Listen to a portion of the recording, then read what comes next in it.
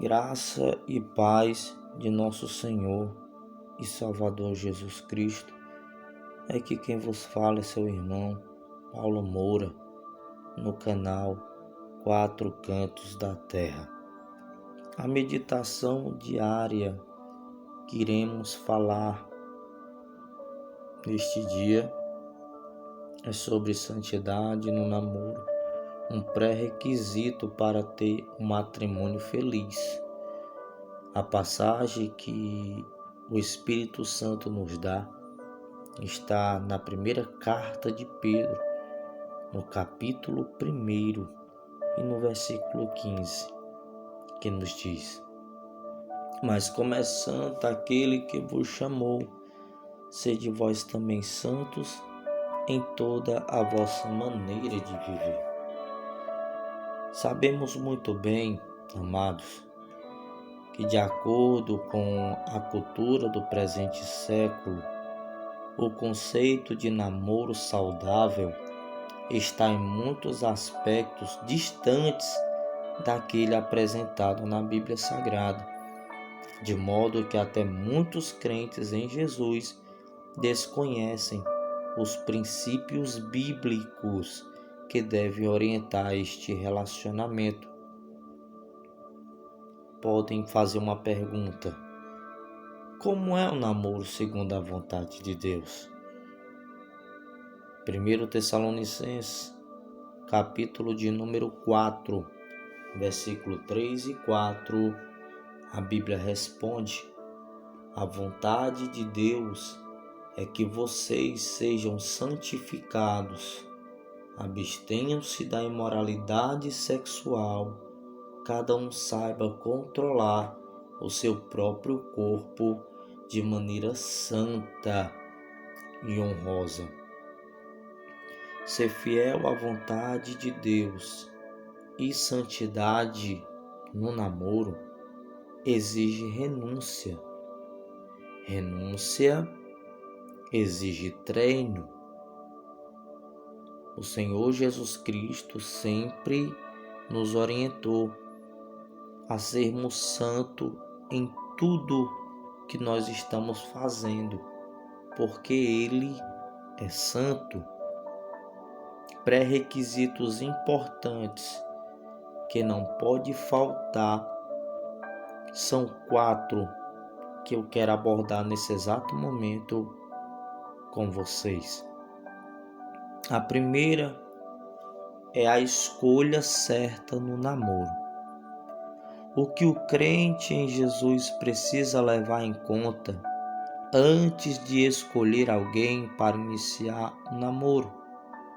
Paulo dá um conselho eficaz em 2 Coríntios, capítulo 6, versículo 14, parte A.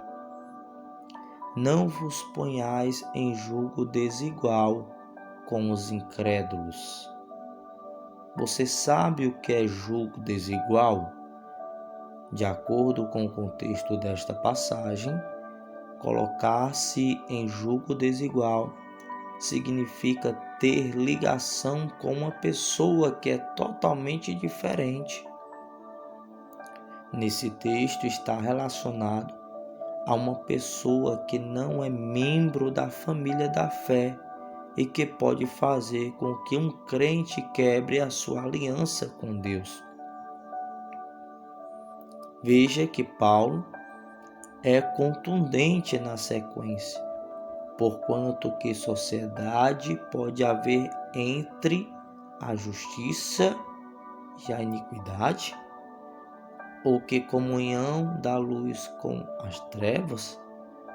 Ou que união do crente com o incrédulo? Na hora de escolher com quem namorar, o cristão precisa levar essa orientação das Escrituras a sério. É preciso conversar com a pessoa com quem se deseja namorar, saber quais são seus objetivos, seus propósitos, seus sonhos, conhecer a família, a fé que professa. A escolha certa no namoro é muito importante. Depois de tudo isso, é indispensável perguntar se vale mesmo a pena namorar. Será que não é roubada? Afinal, se namorar determinada pessoa significa risco de quebrar aliança com Deus. É uma tremenda fria. É bom pensar, repensar e orar. Um namoro santo começa com uma escolha certa. Por acaso andarão duas pessoas juntas se não estiverem de acordo? Amós capítulo 3, versículo de número 3. Segundo, o propósito real do namoro. Existe uma razão para namorar. A ideia de namorar simplesmente por namorar deve ser descartada, porque traga à sua mente o início da história humana, a união de um homem com sua mulher, por meio do casamento, conforme já dissemos, foi ideia de Deus. Foi Ele quem disse: portanto, o homem deixará o seu pai e sua mãe e se unirá à sua mulher. Gênesis, capítulo 2, versículo 24. Não se apresse em se casar. Procure conhecer cada vez mais a pessoa que você quer estar ao seu lado. O que Deus criou aqui em Gênesis, o casamento, isso mesmo. Deus não criou o namoro. O namoro é o primeiro passo para o casamento. Se Deus nunca tivesse instituído o casamento, o namoro também não existiria. Mas então, quando duas pessoas começam a namorar, elas são obrigadas a se casar? A resposta é não. Escolha a pessoa, sinta o toque de Deus, mas nunca esqueça que é bom pensar, repensar e orar para que Deus ele venha realizar o desejo do coração. Terceiro tópico que eu quero trazer é o cuidado físico no namoro. O namoro deve ter limites físicos muito bem estabelecidos. Pensemos num princípio bíblico relevante neste sentido, a qual nós lemos em 1 Tessalonicenses, capítulo 4, versículo 3 e 4. E repito, porque a Bíblia é que diz: a vontade de Deus é que vocês sejam santificados, abstenham-se da imoralidade sexual, cada um saiba controlar o seu próprio corpo de maneira santa e honrosa.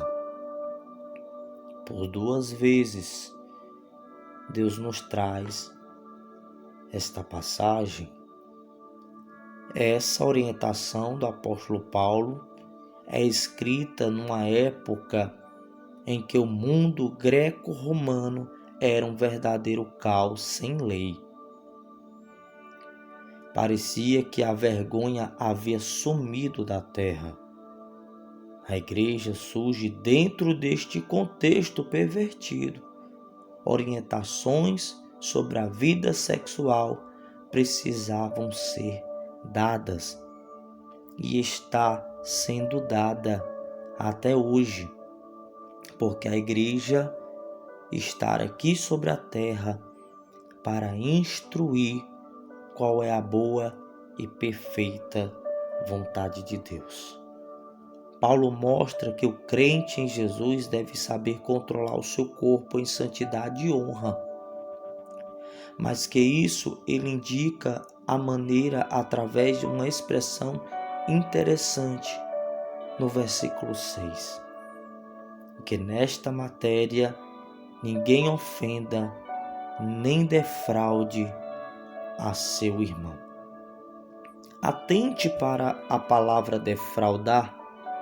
Ela significa despertar um sentimento ou desejo no outro que não pode ser licitamente satisfeito ou utilizar como se fosse sua a propriedade de outra pessoa.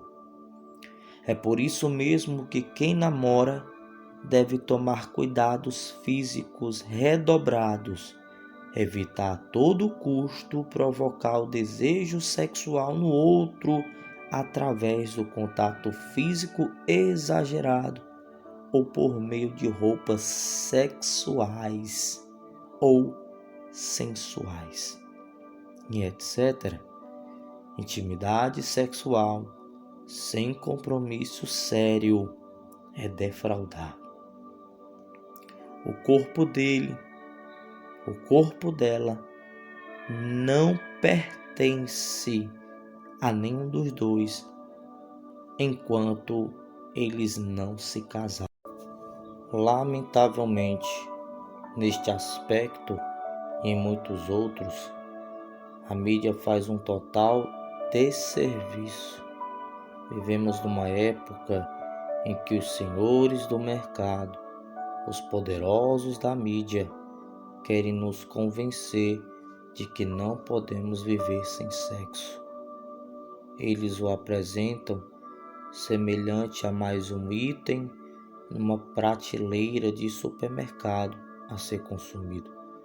Deste modo, dizer que praticar o sexo fora dos laços do matrimônio é defraudar soa meio antiquado. Mas não se esqueça, esse é o padrão de Deus. Ele é irrevogável, portanto, é necessário obedecer-lhe. Na sequência, continuando a nossa busca por princípios bíblicos que devem orientar o namoro, veremos o que deve, de fato, acontecer nesses relacionamentos. Quem namora precisa aperfeiçoar a capacidade de se relacionar. Você já ouviu falar em namoro virtual? Pois é, a cada dia que passa cresce o número da lista de pessoas que se inscrevem em sites de relacionamentos em busca de um namoro assim. Aconselho, fuja. Mas acontece que relacionamentos exigem muita dedicação e habilidade. São poucos os que estão interessados em desenvolvê-los com seriedade. O namoro virtual pode até ser bom para o bolso, mas priva casal de uma das maiores oportunidades oferecidas pelo namoro, a capacidade de aperfeiçoar os relacionamentos. É grande o número de pessoas que relacionalmente são um desastre, tanto no ambiente familiar como em outros locais, são inseguras, afoitas ou até mesmo estouradas, explosivas. Quem não sabe se relacionar só tem a perder. A Bíblia diz que duas pessoas juntas podem lucrar muito mais do que uma sozinha. Eclesiastes, capítulo 4, versículo 9. Pois bem, o namoro pode ser um período de grande crescimento e descoberta nesta área. Quarto tópico. Quem namora precisa desenvolver a capacidade de se controlar. O namoro tanto pode ser um tempo de muita bênção e alegria, quanto pode ser um período triste a fazer parte de um passado a ser esquecido e enterrado. Tudo vai depender da forma com que é encarado. Quanto o casal avança os limites estabelecidos por Deus, o risco do namoro se torna um tempo de frustração. É muito grande. É preciso autocontrole. Se quer agradar a Deus, quem namora precisa desenvolver esta virtude.